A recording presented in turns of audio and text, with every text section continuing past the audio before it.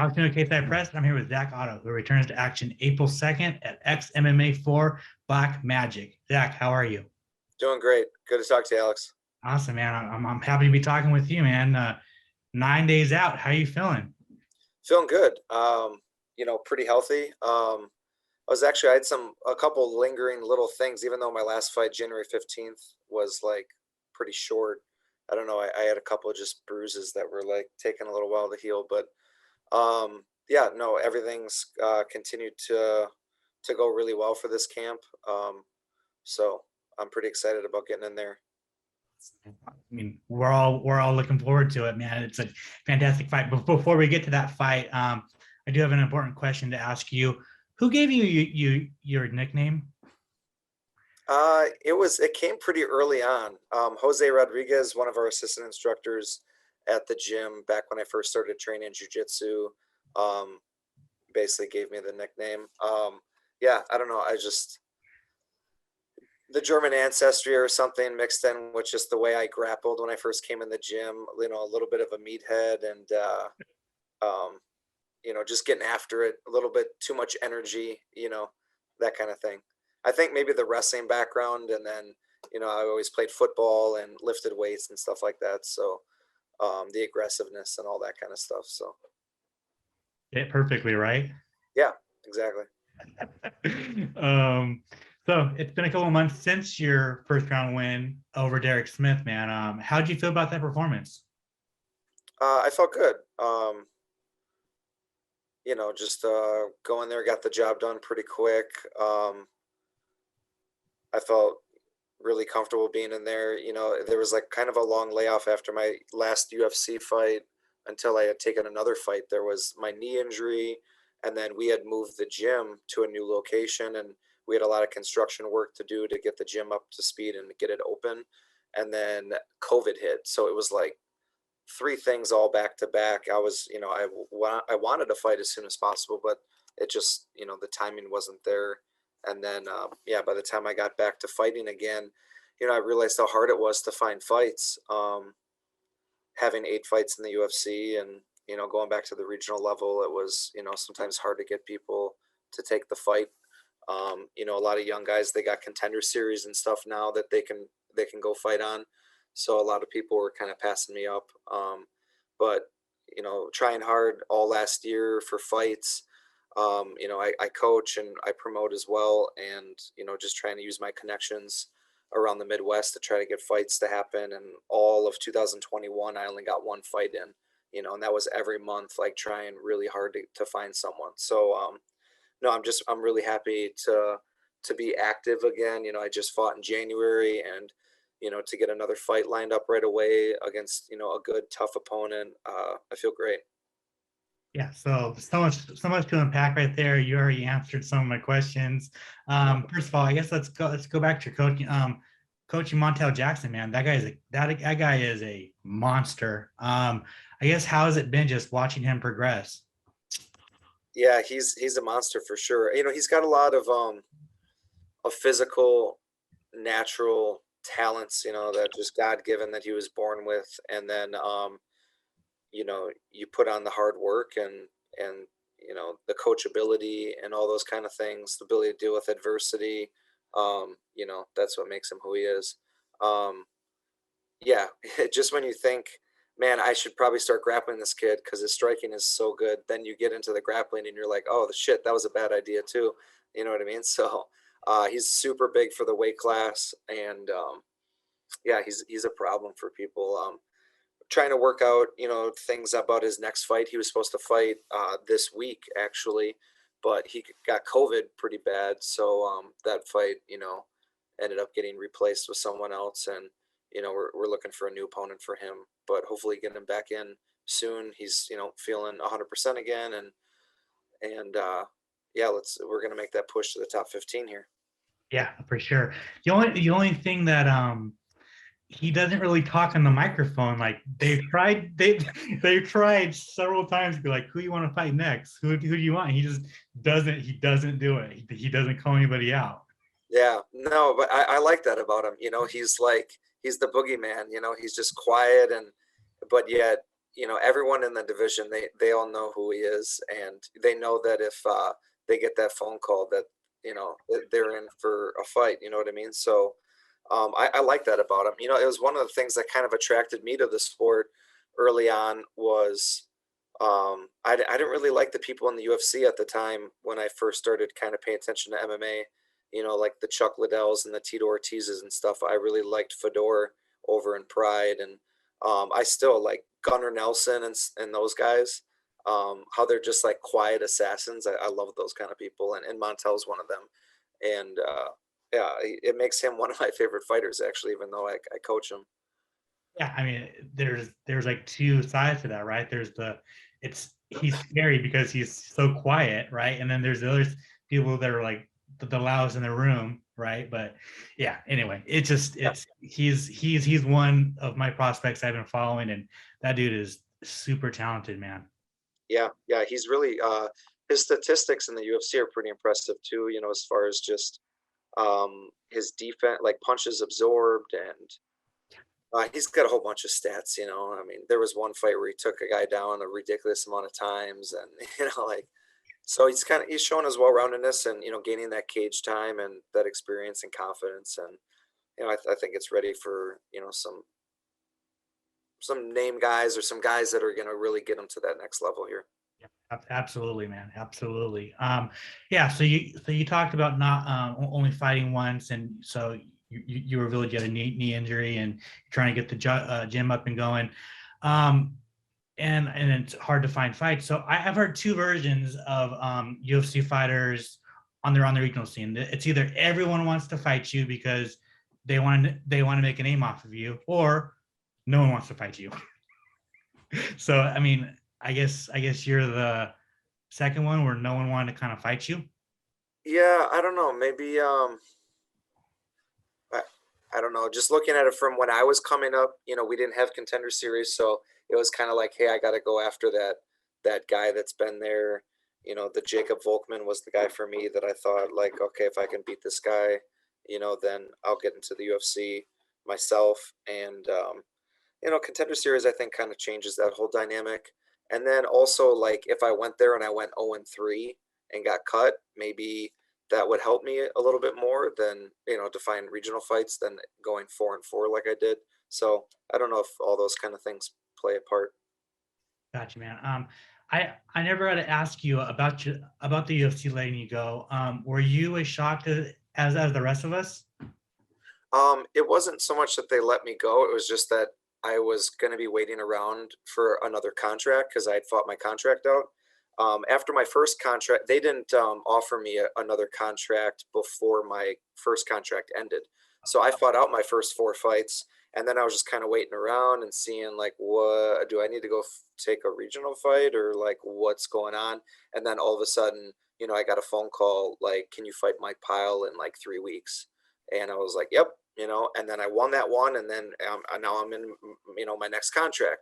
Well, then now my second contract ends, but now I got a knee injury that requires knee surgery, and then you know, so I was on the shelf with that, so I wasn't on like that, uh, you know, ability to take some short notice thing or fill in, or I was just kind of like on the wayside for a while, and then I thought, you know, this would be a great opportunity for me to move weight classes because 170, I just didn't feel like I was performing at my best. So going down in weight probably would have been easier, but going up in weight to 185, you know, they wanted me to make sure, you know, I could perform at that bigger weight class. So, you know, go back, win some fights, and then get re-signed. So that's what I'm doing. You know, I thought, you know, three in a row would probably do the trick. But that fight just happened in January, and I don't really want to just sit and wait. And I want to stay active and keep building up my resume and keep getting in there, keep getting better, keep, you know, testing myself. And um, so I took this fight, you know what I mean? So let's make it four in a row. Let's get another finish and make it hard for them to not take me. For sure. Yeah. So you are on a 3 fight win streak, and I mean looking better than fucking ever. What's up? Uh, I've always been really, I gained confidence in any sport I was playing through experience, so whether it be football and stuff, it was hard for me to like early on as my first varsity game as a sophomore, to just go out there and just have supreme confidence, you know what I mean? But then by the time I was a senior, like I just felt like I was a whole nother level above everyone. So it's the same thing in fighting, I wasn't born with like that Conor McGregor thing where I could accomplish nothing but have all the confidence in the world. You know what I mean? Like I gained confidence through my accomplishments, and I've been around the sport a while now, and but I still feel like I'm in my physical prime. So I think everything is just kind of coming together at the right time. And yeah, if I can go out and get this win, get a finish, and get into the UFC this summer, I think like you couldn't have planned it any better as far as where I'm at in my career, like mentally and skill wise and physically and all that. So Yeah, for sure. I mean, and we've seen a few guys kind of like Dustin Jacoby, right? He went out, came back, and now he's on a tear and looks better than ever. yeah, yeah, he is. He's a crazy good striker. Yeah, no, for sure. So Kyle Stewart, I mean, this is just an excellent fight. Has it just fight of the night written all over it, man. Did you know who he was? Oh yeah, Yeah. yep. I knew who he was. Well, he was fighting at 170, and I think we were still like in the UFC at the same time. So I was kind of paying attention to everybody. And then, well, then he started training at the lab, which is a place that I used to cross train at quite a bit. I would take travel trips down there and train at that gym, but he wasn't down there yet. But I know, like all the coaches and a lot of his training partners and stuff like that. Um, Maybe I even saw him at an event. I think I coached Tim Hiley at an LFA event that he fought at. Um, so yeah, I've just seen him around. Yeah, I know he's a Marine vet. He seems like a really nice guy. I've kind of been around him a little bit, like just in the locker room areas and stuff like that. Um, Seems like a good fighter. He's got a damn good right hand. I have to look out for good kicks. Stuff like that. Seems well rounded enough. Especially training where he is now. I know he'll be, ready wherever the fight goes. So yeah, it's a good tough opponent. So that's kind of leading right into it. What do you think of the matchup? I like it. Like I said, he does have all those tools, but there's things that I see like I think I can take advantage of, and nothing that I haven't fought before. So nothing sticks out that's like something new. I've been around for a while. I fought, high level guys, guys with a lot of the same tools that he's bringing to the table, and I've dealt with those before. So yeah, it's just another challenge for me, and I'm ready for it. Who in your UFC run would you compare Kyle Stewart to the most? The most, ooh, uh, I don't know. It's kind of a hybrid. He's kind of got like that. He's only listed as like 6 foot and stuff, but he's got kind of like a long build. We've got a guy at the gym, Brian Sullivan, who's kind of built like that. Like if you were to measure him, he's only 6 feet tall, but when he's walking around or when he's sparring you, he feels like he's 6'2" or 6'3". Like he kind of seems like that. Maybe a Mike Pyle was kind of like that, but that right hand that he's got. Dwight Grant had a hell of a right hand. So yeah, I don't know, there's kind of a little mix there of a bunch of different guys. Maybe some of the spinning side kick stuff and spinning kicks, Alex Morono had, and I don't know. So kind of a hybrid. Gotcha. Everyone's their own fighter. Right. Yeah. No. Totally. 100%. So when it's all said and done, how do you see the fight playing out? And do you have a prediction? Yeah, always going for the finish, but I know not to rush it or hunt for it. It always just kind of seems to fall in my lap. So not to give too much strategy away, but XMMA, they do pay a little bit extra, which is nice if you get a finish. And if it's been on the regional level, I tend to get those. So that's what we're going for. It might take a little bit though. I know he's tough, maybe a second or third round. Okay. Okay. Yeah. So, say you go out there, finish him. Do you believe you will be in the UFC next? Yes. Yep. Yeah. I'm gonna get this win, and then yeah, my poor manager. I am gonna be a major pain in the ass after this win. 3 wins in a row. I kind of thought about it, and I'm like, nah, let me. I actually wouldn't mind taking one more. This one, it's like that step up from a regional level type show, and I wanted an opportunity like this. So I'm pretty excited for this fight, and this is the right fight for me. It's the right organization. But after this, if I get another win, Jason House is gonna fucking hate me because I'm gonna be in his DMs every day. So yeah.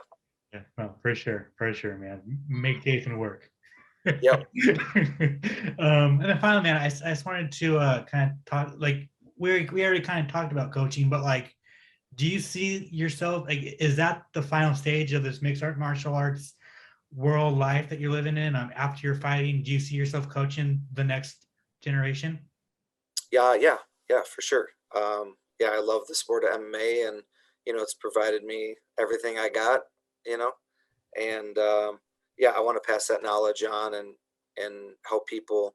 I've kind of been at our gym like a little bit of the pioneer, and we've been able to come up with a process, and get these fighters to trust the process. And as long as they do, you know, we like to think that they can reach that, all their goals. So, that's definitely what I want to do. I want to take all the things that I lived and learned in this sport and, pass that down so people can learn from my mistakes, or they can do the same things that help get me to certain places and yeah, help accomplish their goals. Awesome. Yeah, man.